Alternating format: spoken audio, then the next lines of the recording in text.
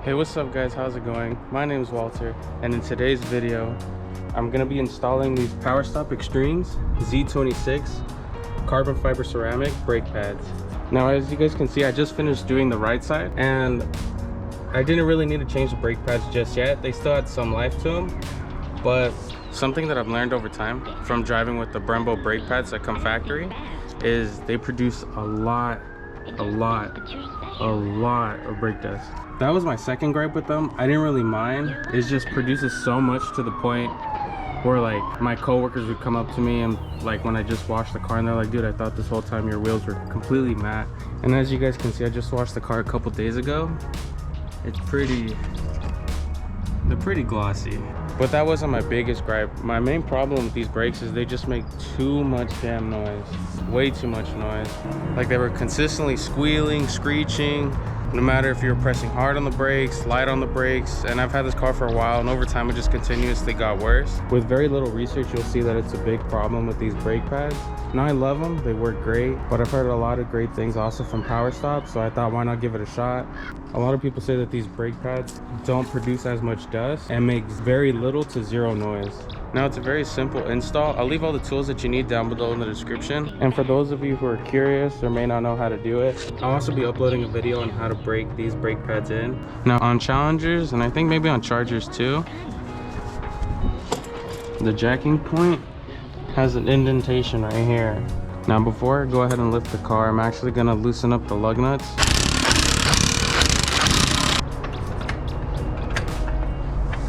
Now, for those of you who don't know, there's a little triangle right here where you line up the jack stand.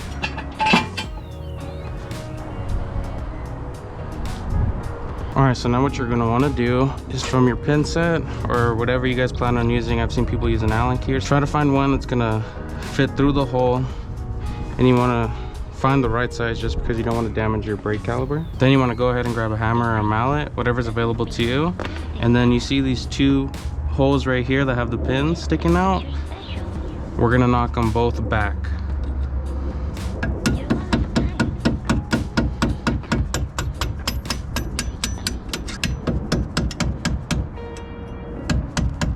So then you're gonna want to grab these pliers. Alright, I don't know if I got it, but basically you're just gonna pull out the pins from this side. You may need to use the pliers just to help pull them out. And what will also make it easier is the clip, just kind of hold it back just to relieve the pressure off the pins while you're pulling them out. Now go ahead and remove the old brake pads. That may take some finagling.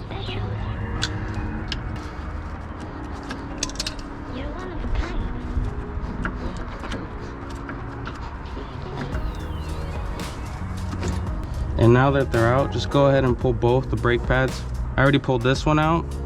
Now I'm gonna go ahead and pull the rear pad.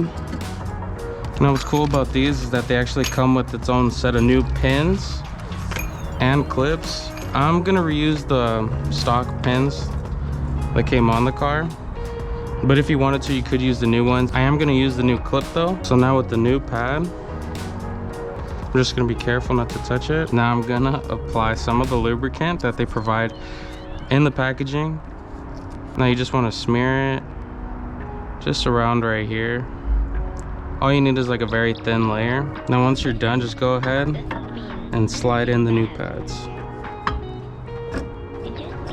Now for those of you who are having a little bit of trouble sliding it in, you may need to push the pistons back, which are these things right here. And to push those back, all you're gonna need to do is just grab like a flathead and just kind of nudge them back into place.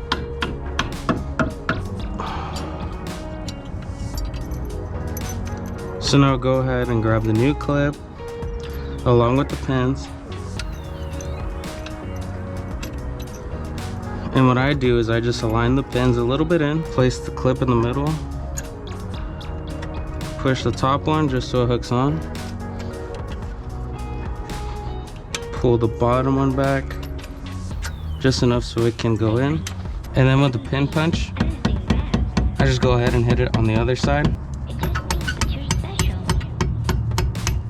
And that's pretty much it. So all it literally is just take off these two pins, take off the clip, take out the old brake pads, slide the new brake pads in.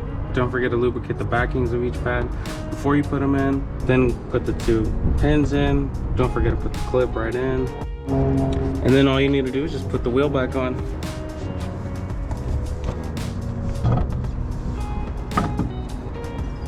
And now what I'm gonna go ahead and do is I'm gonna grab the torque wrench and I'm gonna torque these down to 111. I've seen some people say 130, some people say 111. I'm just gonna do 111 because that's the one that I see most people doing to Scatpacks, SRTs, and Hellcats.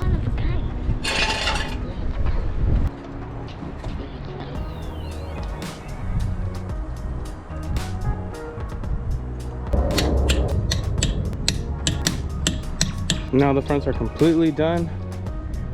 Now all that's left is just the rears.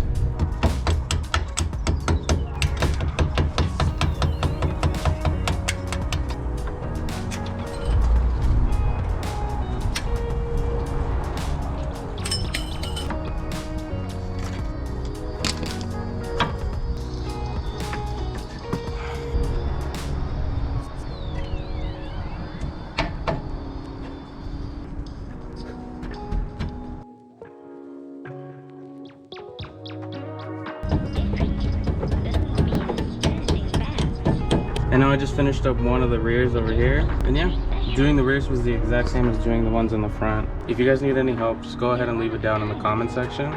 I'll be more than happy to help you guys out. But other than that, I'm just gonna go ahead and do the other side. So hopefully this video helped you guys out, and I'll see you guys in the next one. Peace.